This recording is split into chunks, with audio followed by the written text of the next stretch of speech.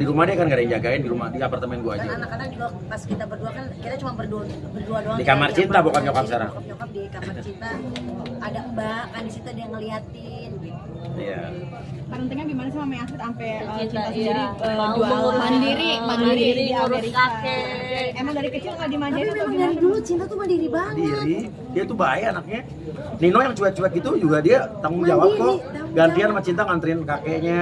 Terus kalau lagi nganterin kakeknya, neneknya diajak makan, jalan-jalan, biar seneng juga nggak stres kan. Terus kayak Anaknya jualan, hari ini Nino nganter tamu orang Indonesia ke Las Vegas, supir.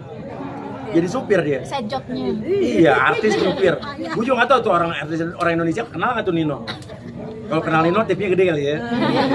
Dia jadi supir nganterin tamu dari kapan, Indonesia Pak? ke.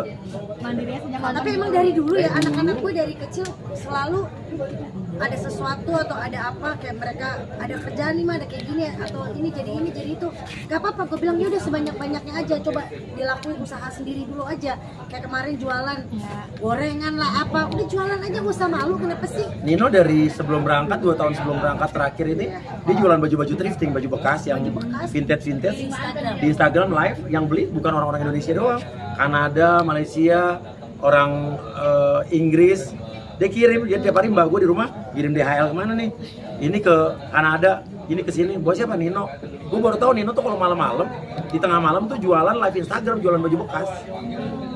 Ya itu anak gue begitu. Nggak. Nino sendiri berarti nggak gengsi ya nyupir Nggak gengsi. segala macem? Kagak. Karena mungkin gini kalau Nggak gengsi. menurut gue terinspirasi ngeliat mama papanya kalau kerja keras. Gak pernah tuh kita yang namanya santai-santai.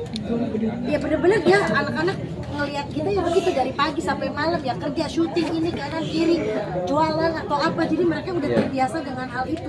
Dan kalau Nino nyupir nih, kan nyupir nganter-nganter tamu turis-turis Indonesia tuh, dia bukan hanya sekedar supir, dia harus ngangkat-ngangkatin barang loh. Iya dong, paket dong. Angkatin barang ke koper, ke mobil, turunin ke kamar, ke hotel. Sebagai orang tua ngeliatnya bangga apa? Bangga dia bisa begitu dan ibaratnya kayak gitu juga dia melatih public speaking dia bertemu dengan orang baru, orang lain, dia harus membuka conversation dengan orang, itu akan berguna di dia masa mendatang. Dia bertemu dengan orang, kita nggak tahu siapa tuh yang diantar sama dia, tamu yang diantar dari Indonesia ini, tamu-tamu ini dia pengusaha apa, punya perusahaan apa, nanti bisa kerja sama bisnis, dia kerja sama dia, kita kan nggak tahu. Semua pasti akan terbuka jalur-jalur kayak gitu dari kerjaan yang mungkin sepele tapi bisa jadi terbuka apa ya, koneksi baru gitu.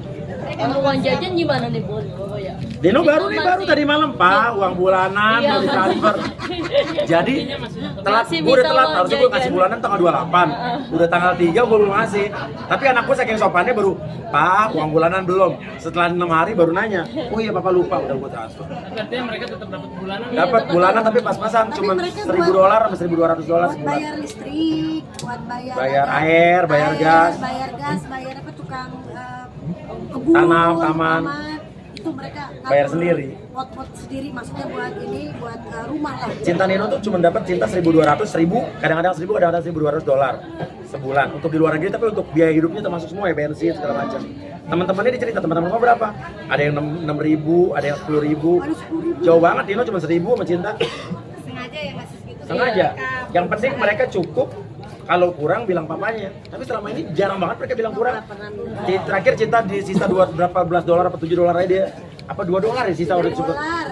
Dia nggak tak, gue taunya cuma gara-gara gue minta beliin kentang goreng, ubi goreng buat kakeknya di rumah sakit. Tiba-tiba uangnya kurang, baru tahu di sini tinggal $3. Dia nggak minta, nggak minta, benar-benar nggak minta. Emang sengaja ngedidik anak untuk mandiri dan mengasih uang cuma sedikit. Dari kecil harus dari rewardnya nggak gitu nggak sih sampai ya kalau Enggak, apa-apa. anak-anak gue tuh sebetulnya udah 3 tahun, 4 tahun terakhir nggak dapat uang jajan waktu di Indonesia. Karena udah dapat duit dari YouTube sendiri. Nah dia baru dapat 2 jajan lagi setelah dia kuliah di luar negeri. Karena ya tanggung jawab gua kan.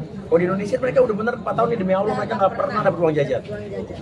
Nggak pernah, mereka beli baju aja pakai duit sendiri. Karena duit dari YouTube-nya. Sengaja dibikin gitu ya di biar dia Ya karena mereka udah punya penghasilan dari YouTube mereka gede kan. Buat aku masih uang jajan lagi. Karena kadang kita juga selalu ngomong sama anak-anak orang tuanya mampu tapi kalau misalnya mereka tuh tetap harus bekerja, tetap harus mencari duit sendiri karena suatu saat kan kita nggak akan ada. Mereka bisa berdiri sendiri dengan kekuatannya sendiri. Itu. Kayak di YouTube aja mereka dapat penghasilan. Tapi kalau dia ngeditnya pakai karyawan gue, dia harus ikutan patungan bayar gaji karyawan gue. enak aja. Ya kan? Ya kalau dia pakai alat-alat komputer gue, kita harus bagi bertiga. Jadi uang operasional, penyusutan komputer dan alat-alat edit itu harus dibagi 3. Itu gue ajarin anak-anak dari dulu buat profesional. Ya biar mentalnya teruji lah nanti kalau udah pada Iya. berkeluarga, udah pada bekerja. Tapi uang YouTube sama sekali nggak dipegang sama kita. Iya. Semua selain anak-anak kan banyak ibu orang tua artis yang uangnya dipegang orang tuanya, habis itu udah gede ribut. Gue benar-benar tabungan ke mereka semua. Nggak ada yang gue ambil sepeser pun.